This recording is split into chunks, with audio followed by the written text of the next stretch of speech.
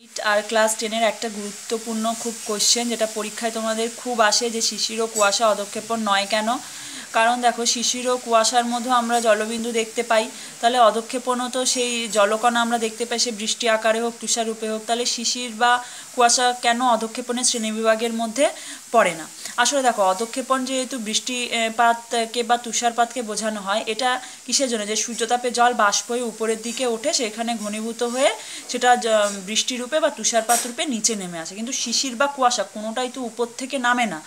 হ্যাঁ, সেটা কি হয় যে শীতকালে কি ভূপৃষ্ঠ দ্রুত তাপ বিকিরণ করে, ফলে সেইখানে হচ্ছে যে জলটা হচ্ছে মানে বাষ্পটা হচ্ছে জলকণায় পরিণত হয় তাপমাত্রা কমে যাওয়ার ফলে। সেটা তার উপর থেকে নেমে জল রূপে বিভিন্ন ঘাস টাসের উপরে পড়ছে না, তাই না? তাহলে সেটা যেহেতু উপর থেকে পড়ছে না, সেজন্য সেটাকে কিন্তু অধঃক্ষেপণ বলা যাবে না।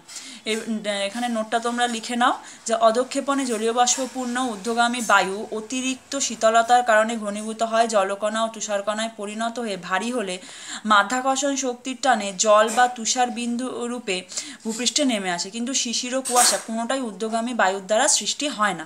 সাধারণত শীতকালের রাতে ভূপৃষ্ঠ তাপ বিকিরণ করে ঠান্ডা হলে ভূপৃষ্ঠ সংলগ্ন বায়ুও ঠান্ডা হয়। তখন ওই বায়ু তাপমাত্রা শিশিরাঙ্কে পৌঁছালে জলীয় বাষ্প ঘনীভূত হয়ে ভাসমান ধুলোকণাকে আশ্রয় করে ভূমি সংলগ্ন অংশে ভেসে বেড়ায়। সুতরাং কুয়াশা উপর থেকে অধঃক্ষিপ্ত হয় না, তাই কুয়াশাকে অধঃক্ষেপণ বলা যায় না। অন্যদিকে শিশির শীতকালে রাতে ভূপৃষ্ঠে তাপ বিকিরণ করলে ভূপৃষ্ঠ সংলগ্ন বায়ুস্তর শীতল হয়ে পড়ে, ফলে ভূপৃষ্ঠ সংলগ্ন জলীয় বাষ্প শীতল ও ঘনীভূত হয়ে ছোট ছোট জলবিন্দুর আকারে গাছের পাতা, ঘাস, ঘরের চাল, শিশির জমে। সুতরাং শিশিরও ওপর থেকে অধঃক্ষিপ্ত হয় না, তাই শিশিরকেও কিন্তু অধঃক্ষেপণ বলা যায় না। এটা তোমরা লিখে নিও ভালো করে, খুব গুরুত্বপূর্ণ কোশ্চেন। আর চ্যানেলটি সাবস্ক্রাইব করে রাখো, যাতে প্রত্যেকটা কোশ্চেন তোমরা সাথে সাথে পেতে পারো।